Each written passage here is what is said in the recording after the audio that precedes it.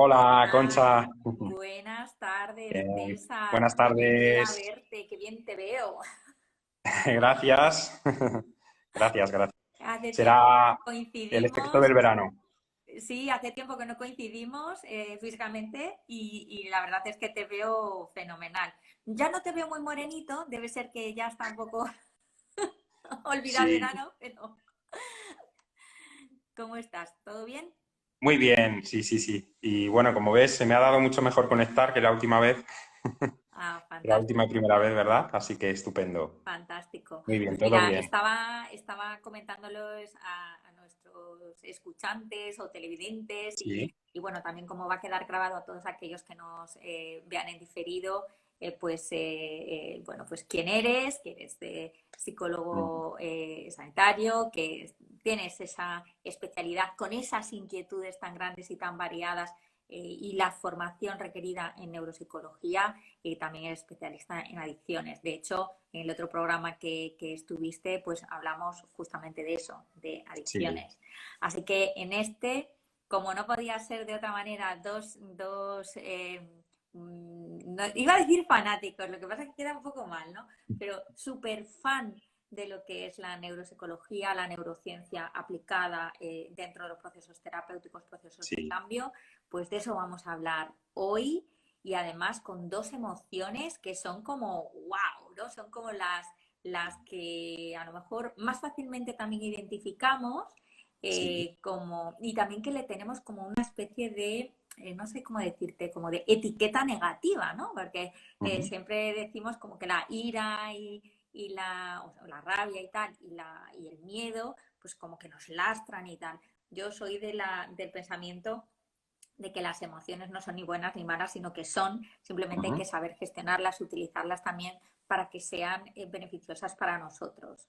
Eso es. Pero bueno, ahora tú nos vas a contar un montón de cosas. Yo espero que todas las personas que están ahora mismo también en línea, que se animen a hacer preguntas, que yo te voy a ir trasladando, por supuesto, y así poder aprender tanto de esa relación mente-cuerpo, de cómo se Ujú. genera ese miedo, de dónde sale, cómo podemos también gestionar la rabia.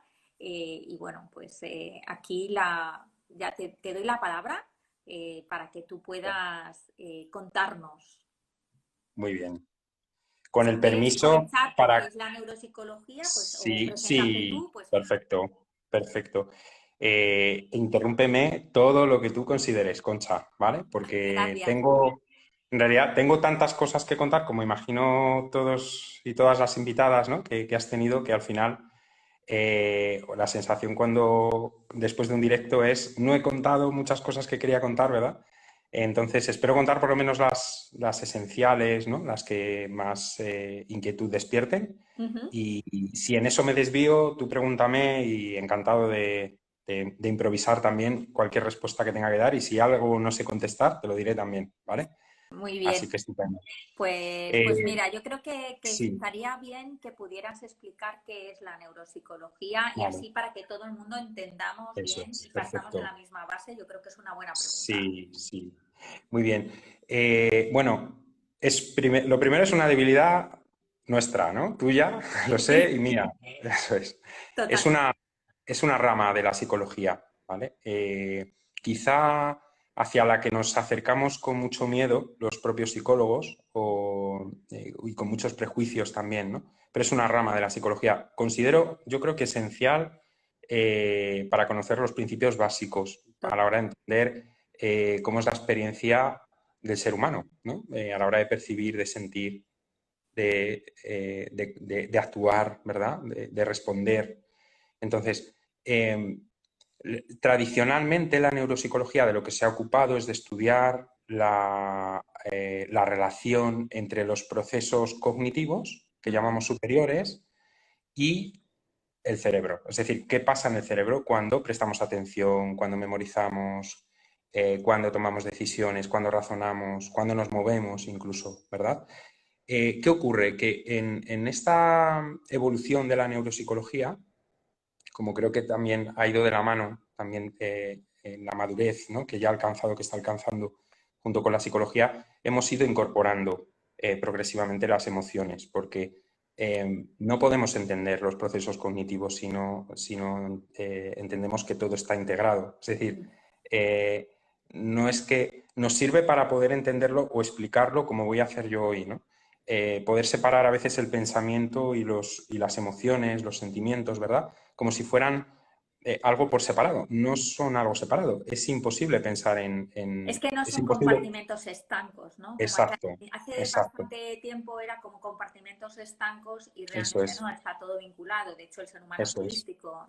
En muchas eso es, ocasiones, eso es, eso bueno, es. incluso la parte está de psicosomática, ¿no? Que a lo mejor Claro, tocamos hoy, si hay alguna persona que hace la pregunta, se va a ver. Pero si hablamos, que yo creo que hablaremos de autorregulación emocional, pues lo vamos a ver. O sea, la parte claro, corporal y la parte de mente va a influir muchísimo. eso es. Es un todo integrado. Es decir, esto que estamos haciendo tú y yo aquí, ¿no? Y lo que hacen los oyentes también, los televidentes, ¿no? Es un todo integrado donde cada persona que está escuchando este directo, hay una emoción detrás en este momento, ¿no? Puede estar más o menos enfadado, puede estar más o menos en paz, más o menos tranquilo, con más o menos ansiedad, con más o menos miedo, ¿verdad? Entonces, es imposible entender un proceso cognitivo sin la emoción, ¿no? Entonces, partiendo de esa base, la neuropsicología se encarga de estudiar esa relación entre la conducta, digamos, en su sentido más integral, formado por todas las experiencias de la mente y lo que ocurre en nuestro cerebro, ¿verdad? Entonces, para mí es apasionante conocer esa relación.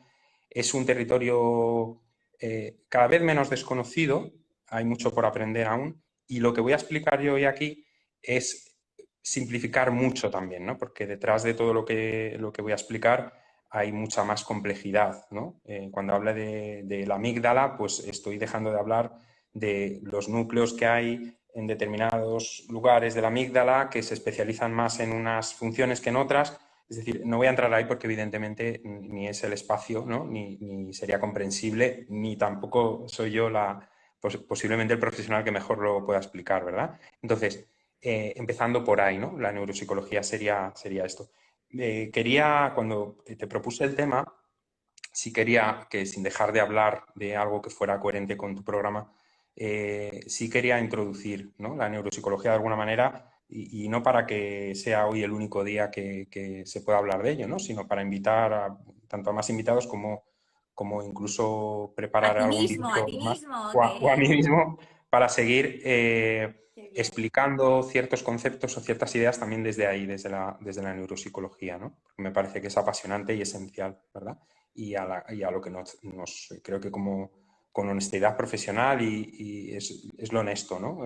Acercarnos desde ahí como profesionales porque no podemos olvidar que hay un cuerpo, que hay un cerebro, que hay una mente y que todo eso, en el caso de las emociones, por ejemplo, las emociones no las sentimos en el cerebro, se procesan en el cerebro, pero las sentimos en el cuerpo, ¿no? La neuropsicología toca muchas veces aspectos filosóficos incluso que invitan mucho a la reflexión y a pensar, ¿no? Que luego se estudian y se acaban contrastando, ¿no? Con evidencia empírica, pero sí que incluso invita a que podamos ir un poquito más allá, ¿no? De los planteamientos que nos hacemos en el día a día. ¿Vale? Entonces, bueno, empezando por ahí, ¿no? Yo creo que más o menos es una explicación acerca de la neuropsicología que nos puede... Tengo Servir aquí de base, de alguna nota, fundamentación ¿verdad? para todo lo que nos Sí. vas a contar. Eso es. Bueno, ¿qué ocurre en nuestro cerebro? En nuestro cerebro hay estructuras, pero sobre todo hay circuitos, ¿vale? Vamos a pensar en circuitos. Cuando hablamos de circuitos, estamos hablando sobre todo de carreteras que unen estructuras bien distintas, pero muy interdependientes, es decir, dependen unas de otras, ¿verdad? Cuando hablamos de emociones, estamos hablando sobre todo de una región del cerebro que se llama, que ocurre a nivel subcortical, ¿no? Que es el sistema límbico, que es un sistema formado por distintas estructuras y una de ellas, muy importante, es la amígdala, ¿verdad? Que nos sonará, que es precisamente aquello que dota de significado emocional a las cosas que nos pasan, ¿verdad? Junto con la amígdala, por ejemplo, está el hipocampo, que además de funciones que tienen que ver con la memoria, lo que hace, en concreto cuando hablamos de emociones, es poner un contexto. Es decir, ayuda a la amígdala a poner el contexto del significado emocional que estamos procesando, ¿verdad? Y ese sistema límbico, a su vez, está relacionado con otras y vinculado a través de estos circuitos de los que hablábamos, estas carreteras, con otras partes del córtex cerebral, ¿no? Hablamos, por ejemplo, del córtex prefrontal, ¿no? Que es, así para que lo podamos entender, es quizá en la evolución del cerebro, ¿no? La evolución del ser humano o de nuestra especie es aquello que se ha desarrollado, lo último que se ha desarrollado, ¿no? Y que nos dota de más capacidades, tanto para, pues para escribir una poesía como para el razonamiento abstracto, como para cualquier otra función superior que podamos entender, ¿verdad? Y esa parte también está, lógicamente, está relacionada con y unida al sistema límbico, ¿verdad? Cada una de ellas cumple una función. Podemos entender que si el sistema límbico es el que procesa las emociones, nuestro córtex prefrontal es el que puede ayudarnos a regular esas emociones, ¿verdad? Luego veremos y daré una explicación muy sencilla, que además inspirada por un gran neuropsicólogo que se llama Javier Tirapu, un neuropsicólogo navarro con una proyección internacional muy grande bueno, que explica de alguna manera por qué nos cuesta tanto a veces regular esas emociones, ¿no? ¿Cómo lo podemos explicar a nivel de estructura cerebral? ¿Vale? Tampoco me voy a meter en muchas más estructuras. Hemos hablado del Yo creo que sistema no. límbico. Y, Eso y es, luego, si no, también eso si es, hay alguna pregunta, pues a lo mejor alguna persona que quiera decir, pues yo qué sé, eso es. ¿y el tálamo qué función tiene? Bueno, pues nosotros se lo explicamos. Bueno, pues que capta las sensaciones del exterior, tal, y las lleva a la vida, y se lo vamos a explicar. Pero si Eso es. no, vamos a quedarnos con estas, que Muy son bien. yo creo que un Ujú. poco las que tienen más que ver con la parte Eso también que es. nosotros vamos a tratar hoy, que es la parte de regulación emocional. Eso Yo creo es. que aquí la Eso es. amígdala realmente tiene un componente muy fuerte porque es, al final como la que la capta o que la impronta, Ujú. ¿no? Eso es. Esa huella emocional queda ahí fijada, y luego el hipocampo porque al final pone ese nombre, ¿no? Dentro de ese contexto lo contextualiza para dotarlo también de significado que decíamos. Bien. Eso es. Eso es. Eh, en la parte de, o sea, tú decías que querías ir avanzando. ¿Esto Ujú. nos vas a hablar en algún momento de todo lo que serían las emociones, o nos Ujú. vas a hablar de cuándo se empiezan a generar esas emociones? Ujú. Que a lo mejor Sí, podríamos ir por ahí. eso es.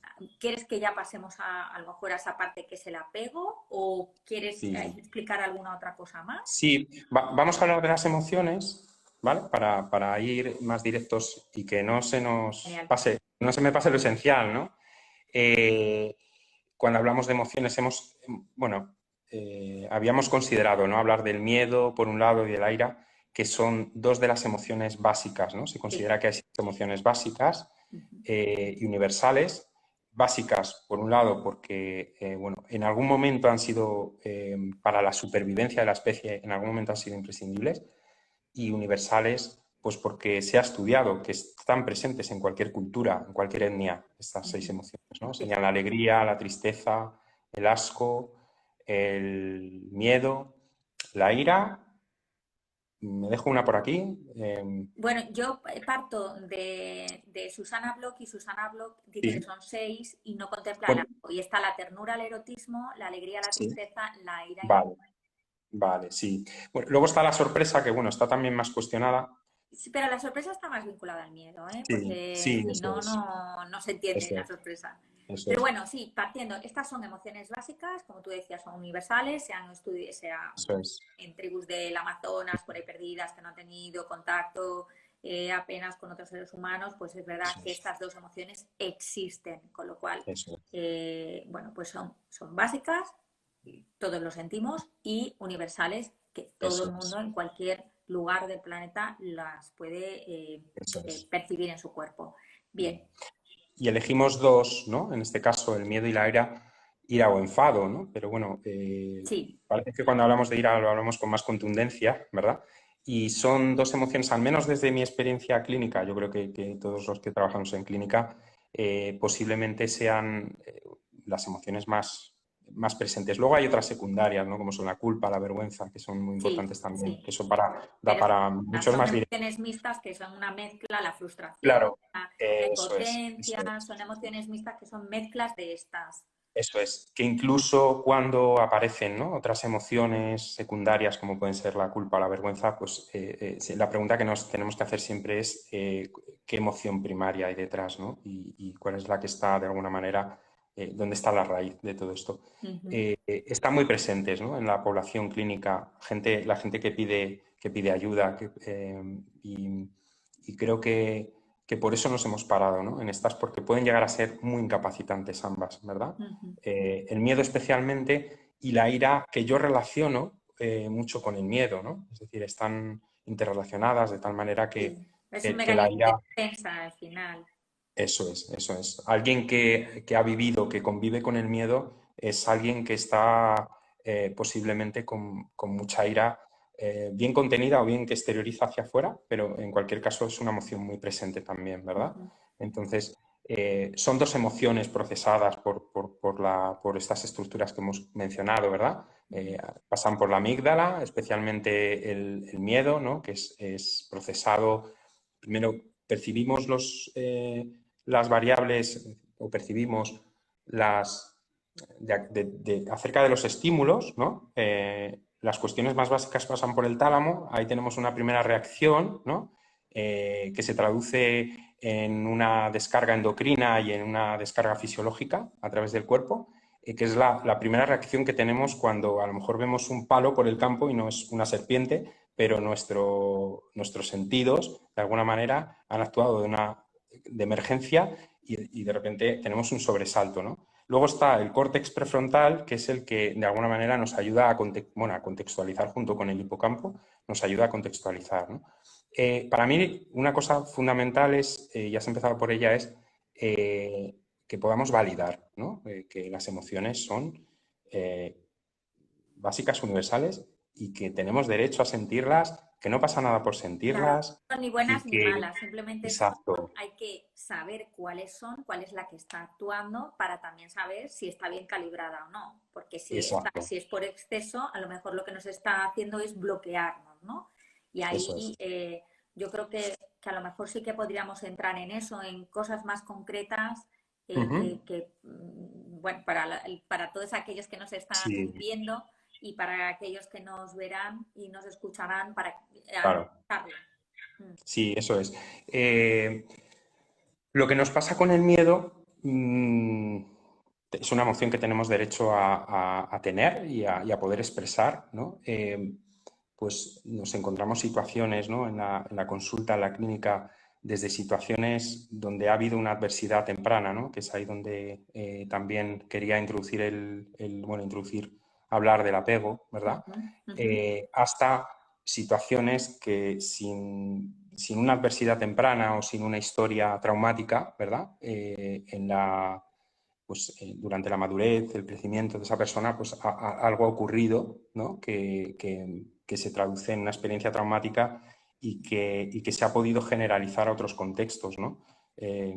Hace poquito he recibido una paciente que a raíz de una experiencia postraumática que tuvo, que no fue tratada en su momento y con muchos años de evolución, ese miedo se ha generalizado a otros contextos y a otras situaciones de la vida cotidiana. Es donde ya sí que estamos viendo una interferencia grave y donde sí que hay una necesidad de intervención. Cuando nos preguntamos cuánto de patológica es una emoción, es decir, si una emoción está interfiriendo o no, preguntas básicas que nos podemos hacer sobre todo es en qué medida interfiere en nuestra vida cotidiana. Es decir, si esa emoción me impide desarrollar una vida normal, es decir, poder coger el autobús, poder tener una relación social, poder entrar en un lugar cerrado o incluso en un espacio abierto e incluso poder salir de casa, ¿no? Con qué intensidad se da, con qué frecuencia, ¿verdad? No hay algo que delimite claramente la frontera entre la normalidad y la patología. Pero bueno, para eso estamos también los profesionales, para poder evaluar en qué medida esa emoción está siendo incapacitante, ¿verdad? Entonces, hablaba del apego porque sí que me parece importante, Muy importante. teniendo en cuenta que del apego, del tipo de apego que hayamos tenido durante esos 2 o 3 primeros años de vida especialmente, ¿no? Donde, sobre todo, se nos ha dado una imagen del mundo, de la realidad, más o menos amenazante. Es decir, ¿cuánto de amenazante para mí es el mundo que me rodea? ¿Verdad? Eso depende de cómo ha sido de disponible emocionalmente mi padre, mi madre, es decir, qué experiencias he vivido, sobre todo relacionadas con ellos en ese sentido, ¿no? Cuánto de seguro es el mundo que me rodea, en definitiva, o cuánto es amenazante. El neurodesarrollo no finaliza en el momento que nace el bebé. El neurodesarrollo continúa a lo largo de la vida, principalmente los primeros años de vida, adolescencia, primera juventud y yo diría que para toda la vida, ¿no? Entonces, en esos años cruciales, claro, según haya sido la crianza que yo haya recibido, según haya sido más o menos amenazante ese mundo que me rodea, ¿verdad? Así va a responder también mi sistema nervioso a lo que me rodea, ¿no?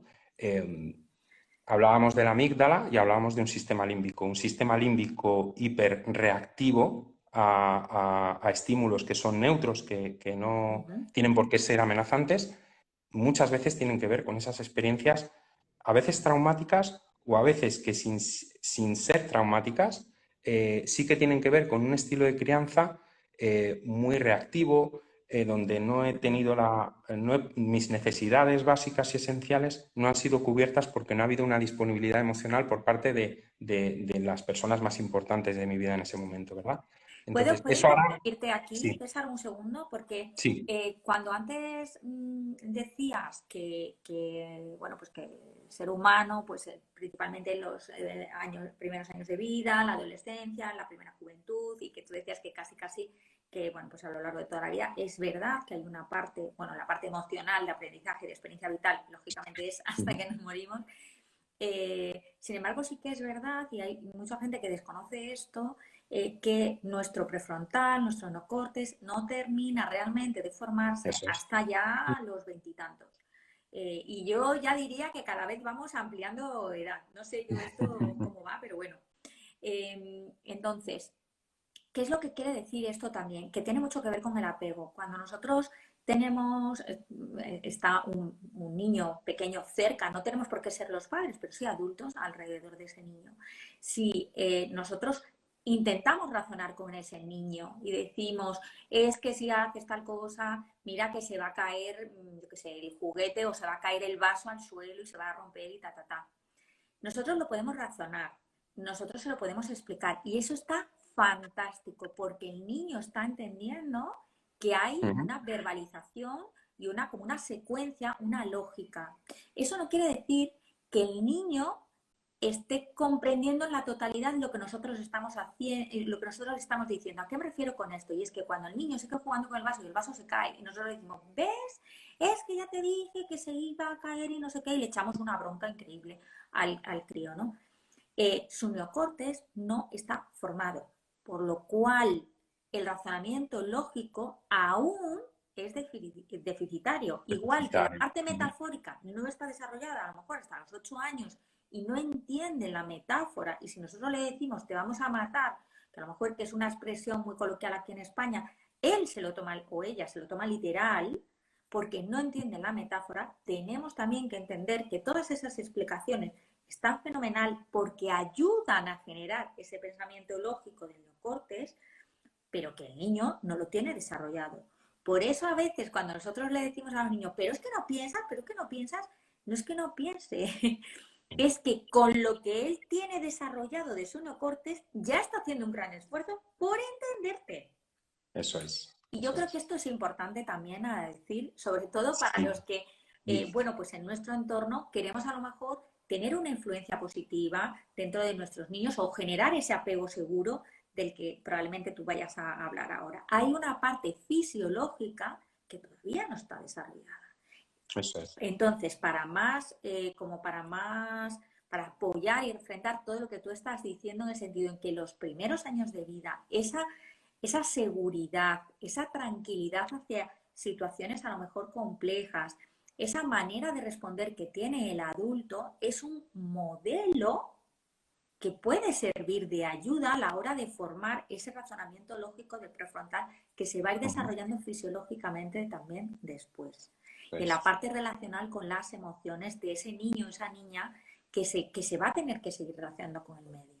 Disculpa que sí, haya hecho este paréntesis, sí, pero sí. creo que esa información a veces no se tiene y Ujú, queremos que los niños actúen como adultos o los adolescentes que actúen como adultos ujú, cuando no pueden, porque hay una parte que todavía no se ha terminado de formar. claro. Y fíjate, si eso es así en condiciones normales, pensemos en adolescentes, en niños o adolescentes o incluso adultos que han tenido algún tipo de adversidad temprana, que han tenido alguna experiencia traumática y que eso haya condicionado su neurodesarrollo hasta el punto de que esa comunicación del sistema límbico con el neocórtex está comprometida. Es algo así como un secuestro, ¿verdad?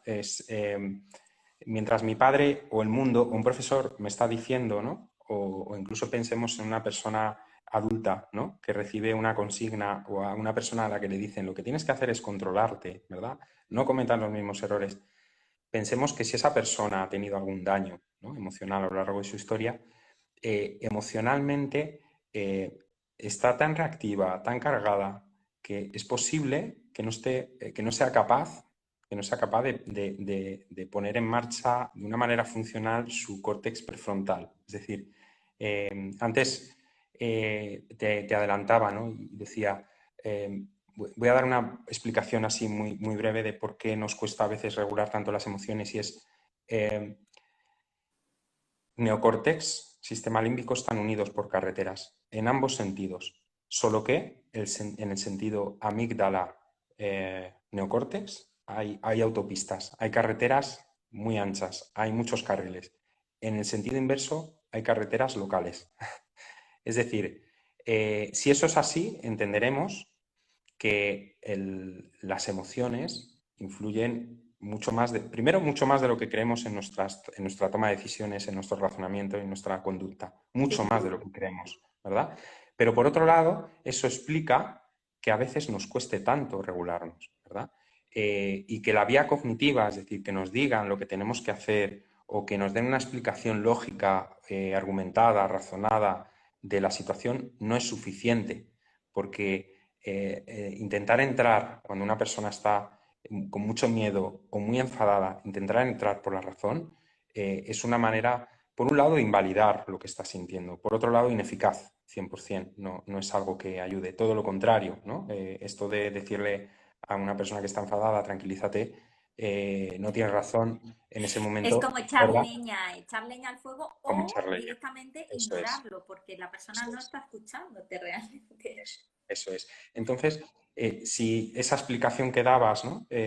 Para una persona estándar, para un niño, un adolescente, ¿no? Que no haya tenido quizá un recorrido traumático, una experiencia traumática, pensemos la carga emocional que pueda tener esa persona que escucha esa explicación y que no entiende nada, porque su sistema límbico y su amígdala está en ese momento con una hiperactividad y una hiperreactividad muy grande, ¿verdad?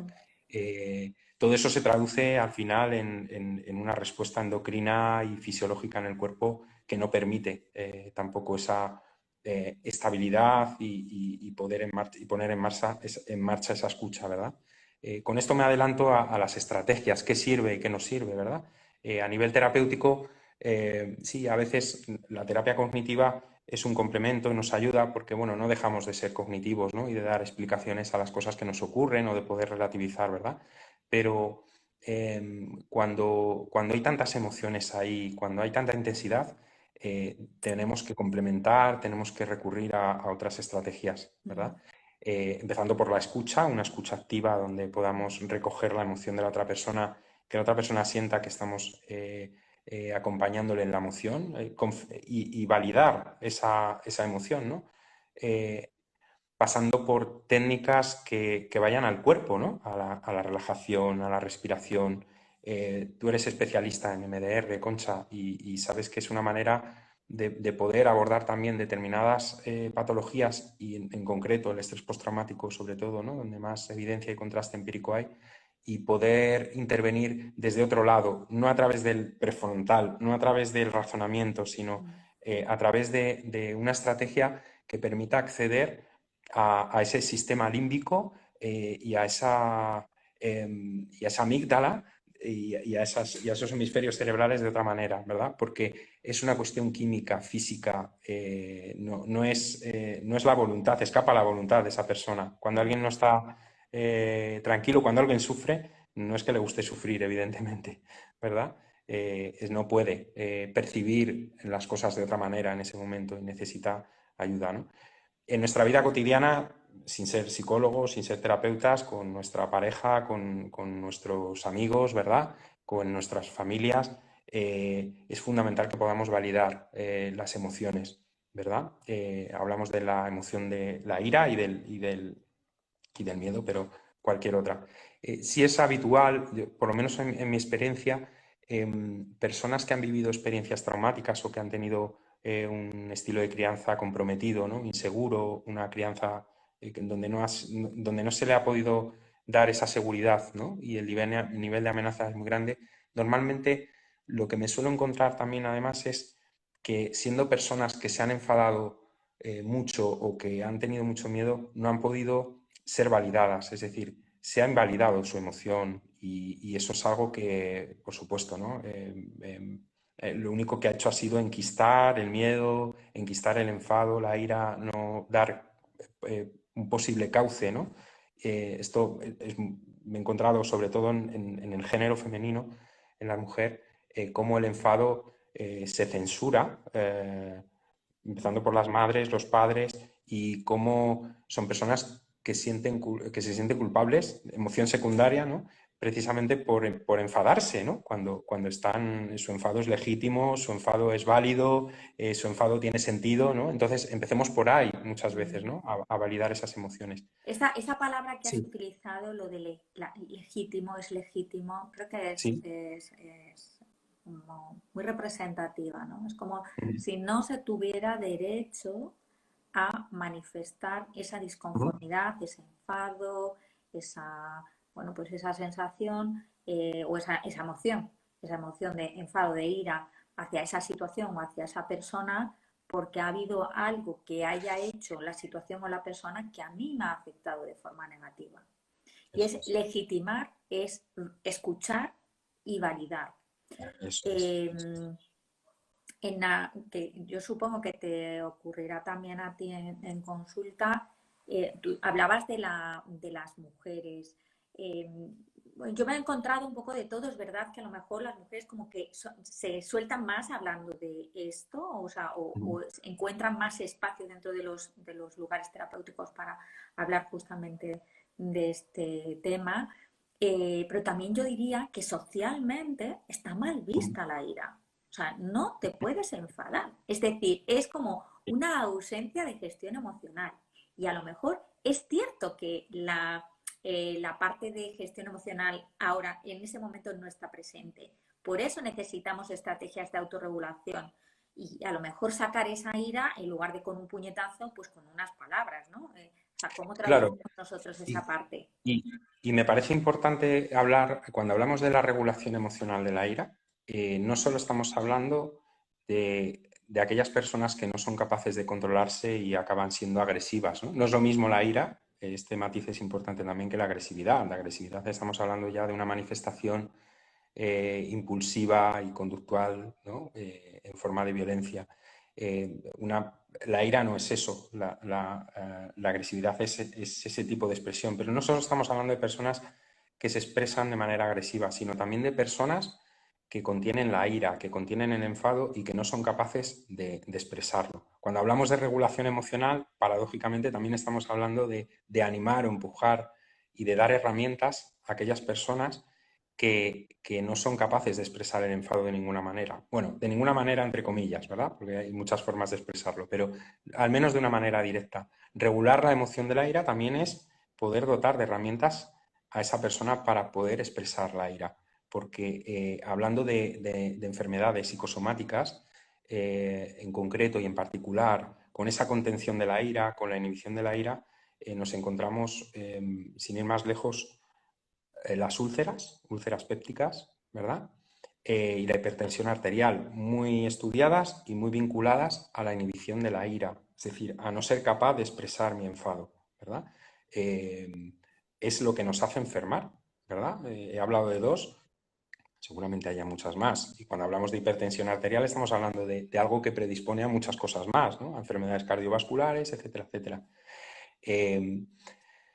Empezando por ahí, ¿no? Los propios profesionales validando ese enfado, validando esa ira en pacientes que vienen no con un problema, ¿no? Pienso que los pacientes no vienen con problemas a consulta, vienen con una historia detrás, ¿verdad? Totalmente de acuerdo contigo. Eso es. Lo que pasa es que el problema es, es aquello que de alguna manera a lo mejor Sí, es la punta del iceberg. me ha animado a pedir ayuda, pero realmente quien entra por la puerta no es un problema, es una historia, es una persona con una historia detrás.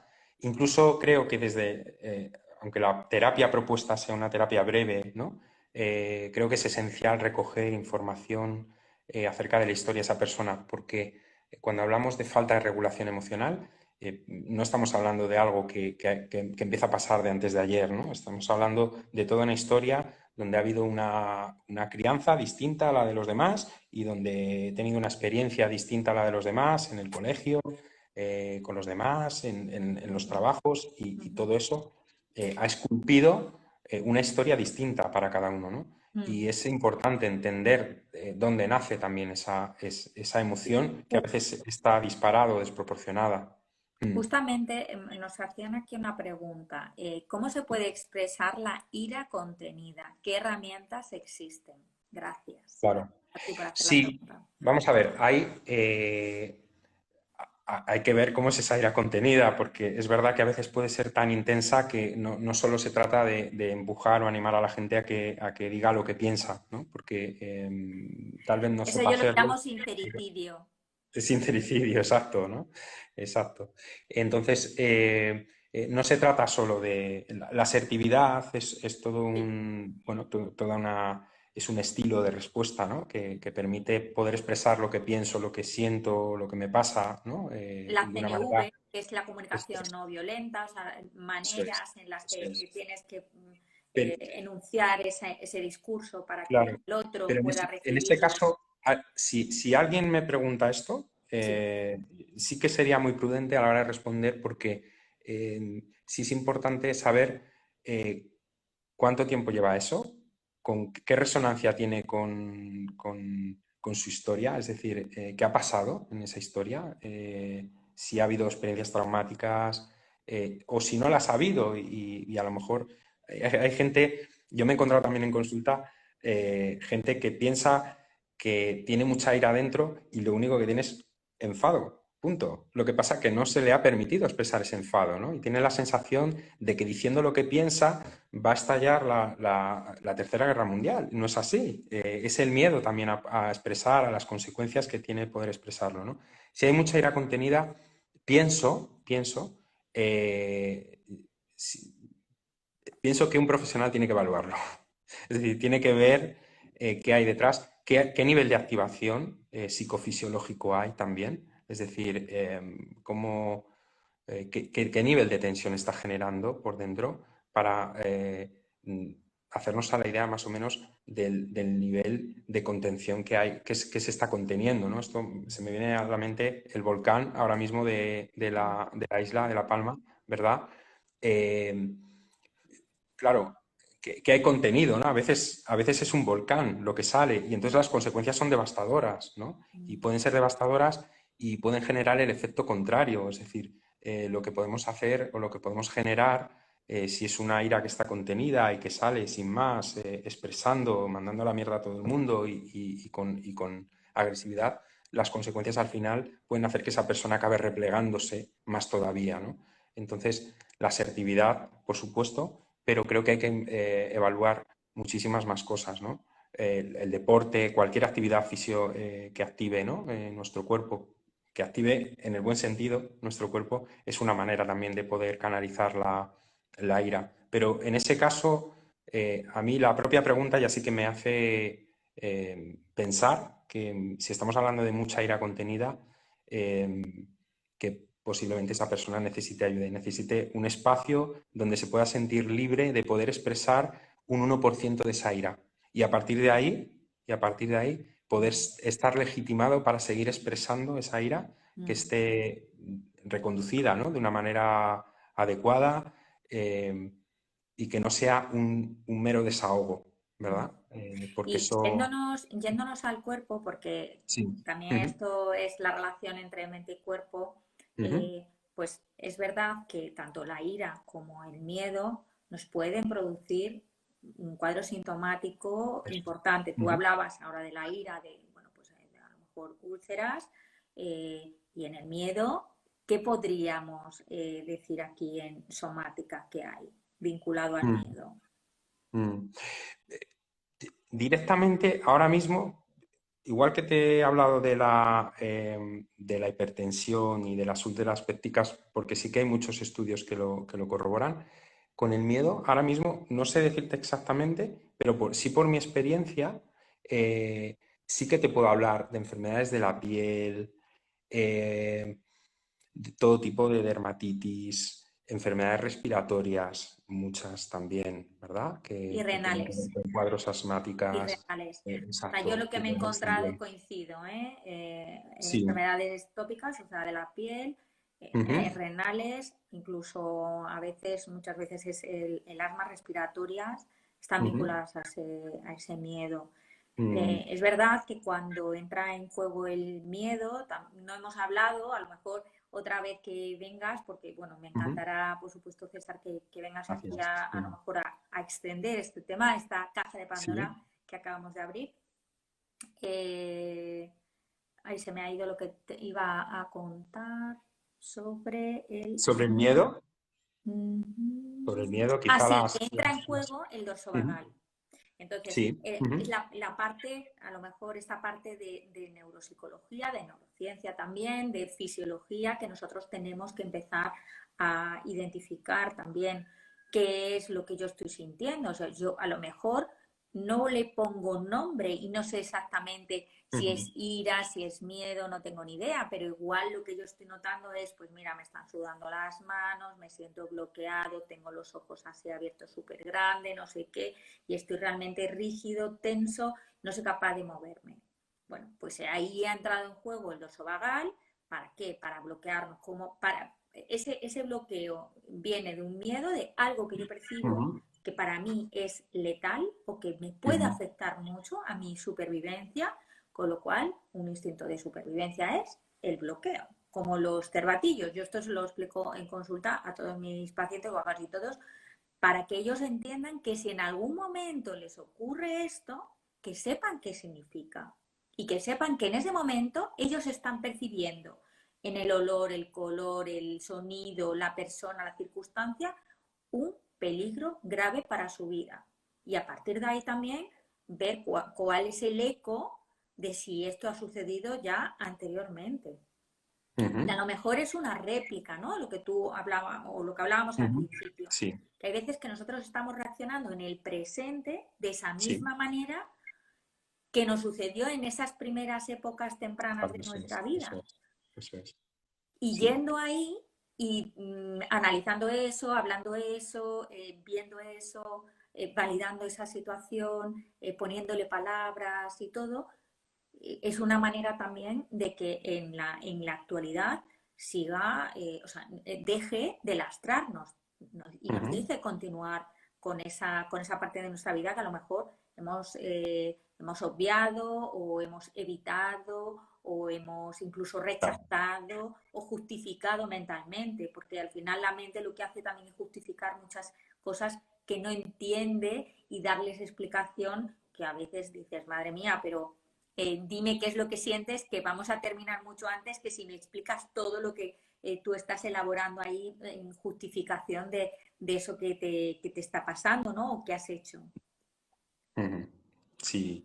Eh, Desde tu propia experiencia clínica y abordando la ira y el miedo, ¿habría algún tip especial que nos quisieras trasladar para ir ya cerrando? Porque sé que tú estás además súper ocupado y fíjate la hora que es, que nos hemos extralimitado, pero es que es tan interesante el tema, a mí es que me gusta tanto que comprendiendo también nuestra parte fisiológica del ser humano, es que entendemos muchos comportamientos que luego en la edad adulta parece que son incomprensibles, pero es que tienen el origen ya muy Claro. anteriormente. Desde tu experiencia, entonces, ¿habría algún tip que nos pudiera sugerir? Algo que, o a lo mejor algún libro, o bueno, algo con lo que pudiéramos recoger la entrevista, César. Ujú. José, me ocurren muchas cosas. Algo que pueda... a mí el concepto de validación a mí no sé, creo que para mí ha resultado siempre muy efectivo, ¿no? Empecemos por validarnos, ¿no? En lo que sentimos, porque también somos esa persona que sentimos esto, ¿no? Y que si a veces nos preguntamos quién soy yo, soy la persona que actúa a veces bajo esas emociones o soy esa otra persona, no, somos, eh, somos tanto una persona como la otra, ¿no? Entonces creo que validar esto y poder integrarlo, ¿no? Como dentro de mi riqueza personal, ¿no? Si tengo miedo o si me enfada determinadas cosas, en un mundo que aspira a veces, ¿no? Me da la sensación a ser racional y a entender todo desde la lógica y demás, yo reivindico las emociones. ¿Verdad? No reivindico, por supuesto, el sufrimiento que conlleva precisamente el dolor, ¿no? Que a veces nos encontramos en consulta. Pero sí que reivindico esto. Esto, unido a que yo trabajo muchas veces con los padres de adolescentes y demás, y que no entienden muchas veces pues, lo que sus hijos sienten o lo que les pasa, empezando por ahí, ¿no? Porque al fin y al cabo creo que somos todos, seamos padres o no, al final hay generaciones que vienen por debajo y nosotros somos su modelo y su ejemplo, ¿no? Si no somos capaces de validar emocionalmente, ¿no? Empezando por el miedo, el enfado, muchas veces a nuestros hijos o a nuestros sobrinos o a como queramos llamarlos, eh, creo que no estamos haciendo algo bien, ¿no? Es decir, voy a capas más preventivas, ¿verdad? A poder validar lo que, lo que, Sí, es lo que que me... hay Sí, algunos adultos que piensan que las emociones son malas y que hay que ser claro, hiperracional. Y yo en sí, esto estoy bastante en desacuerdo, porque las emociones están ahí para darnos mucha información. El negar que somos seres emocionales y racionales es negarnos también una parte de nosotros. sí. Mira, un ejemplo es, y además es una niña que cuenta con una adversidad temprana. Una niña de 10 años y la preocupación de la madre es que esta niña sigue durmiendo con un osito de peluche, ¿verdad? Con eso no estamos validando el miedo. Empecemos validando el miedo, ¿no? Es decir, si una niña de 10 años duerme con un osito de peluche será porque siente miedo. Respetemos eso para empezar. A partir de ella podremos sondear muchas más cosas, ¿no? Pero fíjate que en lo cotidiano, ¿no? A la hora de afrontar situaciones de la vida cotidiana, como no entender, por ejemplo, ese miedo, pues eso ya es no entender mucho, ¿verdad? Y no aceptar una realidad, ¿no?